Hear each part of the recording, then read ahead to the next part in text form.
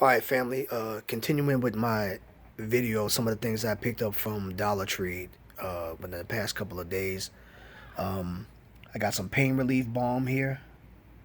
As you can see, it soothes backache, sprains, arthritis, joint pains, sores, stiffness, oral analgesic, for toothache, denture, gum irritation, acid reducer, relieves and prevents heartburn, anti-itch cream, psoriasis cream, pretty much the same thing.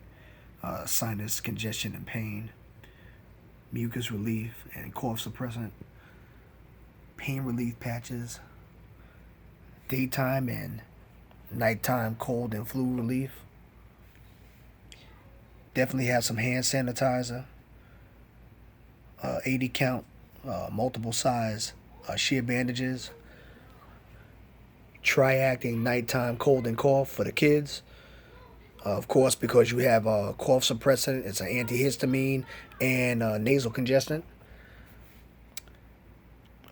Baking soda, which I'm going to talk about in a minute. Witch hazel, also very important. Calamine lotion and hydrogen peroxide, but as a spray. Again, I got some more pain relief medicated patches. And even though this is not anything medical, I picked up some lighters as well. Now, while not a medical aspect of anything, lighters are very important. I'm quite sure you all know for light, heat, keeping away predators, boiling water, so you can have some clean water, potable water. And yeah, you definitely have to have that. And remember, family, all these things were a dollar a piece, no more, no less. And between all the stuff I'm showing you in this video and the last video, I paid a total of $47 for everything. So that's my kit that I got from Dollar Tree. So definitely hit up Dollar Tree and get your stuff. But now, the other thing I wanted to have a little bit more of a focus on right now was baking soda. I'm like, damn, baking soda for a bug out bag? Absolutely. And witch hazel. What could you possibly do with witch hazel and baking soda? Well, let's talk about it for a few minutes. The first thing you need to realize about baking soda is that it's used to treat irritation from poison ivy and bug bites, things like that. It's used to treat ulcers, heartburn, and indigestion because it neutralizes stomach acid, which causes that burning and the pain. Excuse me. One of the biggest things that you want to deal with in a survival situation, like natural man-made disaster, power going out because of EMP or whatever, is you want to keep the risk of spreading disease to a minimum. Now, again, I'm big on this whole EMP thing and pandemic. So I'm going to say that again. You want to keep the risk of spreading disease to a minimum. Okay? So what you can do is you can take baking soda, mix it with water, and you can scrub your hands clean. Now, that's not nearly as effective as dealing with antibacterial soap or something like your hand sanitizers here. But if you can take the water and the baking soda and mix it with things like tea tree oil, for those of you that are into more of the naturopathic treatments of things and dealing with the essential oils, tea tree oil, garlic, cedar, thyme, and even mint, they all have antibacterial properties. So if you can add that to your mixture of water and baking soda, you got yourself a good, antibacterial scrub for your hands. All right, which is definitely important for preventing the spread of sickness and disease. So moving on, baking soda actually helps remove splinters. That might be new to some of you, though, but it does. Believe it or not, what it does is that it helps to swell the skin around the splinter, and it draws it toward the surface so you can have an easier extraction of the splinter. Pretty cool, right? Um, for those of you that are familiar with the Arm & Hammer products, you know that they make deodorants with this. And they also make toothpaste with this. Yes, baking soda is a natural deodorant. It absorbs and neutralizes odors. It also helps to clean teeth. And in a survival situation, hell, even a pre-survival situation, dental health is important. And I know you all know this, but just to reiterate, dental health is important.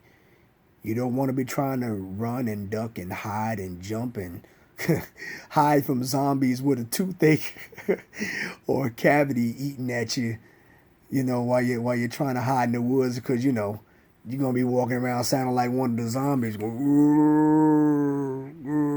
holding your tooth and your jaw on the side, because you didn't take care of your teeth properly. But yeah, absolutely. So definitely got to remember that. Um, and believe it or not, what baking soda will do is that it could actually soothe your feet. That's one of the things that it does. Now, I know in a survival situation that might seem like a luxury, but if you think about it, your feet are actually one of your most valuable assets. So it pays to treat them well. And, what can you really do without the use of your feet? You can't run, you can't walk, you can't hop, you can't skip, you can't jump. You really won't be that useful to anybody. So make sure you take care of your feet. All right.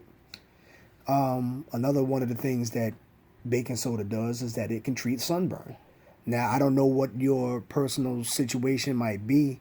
There's no way I can predict something like that, though. But depending on what it is, if you have enough water, a baking soda bath could actually treat sunburn. So, yeah, definitely keep that in mind. And one of the last things that I want to tell you about with baking soda, which is actually fairly new information to me, I never even realized it, but baking soda can actually increase your endurance. Yes, it really can. What happens is that this is what you got to remember about baking soda. Its actual name is sodium bicarbonate. Now, those of you that, again, that might be into more of the naturopathic way of helping and healing, people, or yourselves or whatever, then excuse me, that the body should actually be maintained at a more alkaline state for optimum health, right? So what sodium bicarbonate does is that it alkalizes and increases the pH of the blood, or the alkalinity of the blood. So because it does that, it reduces the acidity that's produced in muscles during intensive and anaerobic exercises that produces lactic acid in the muscles.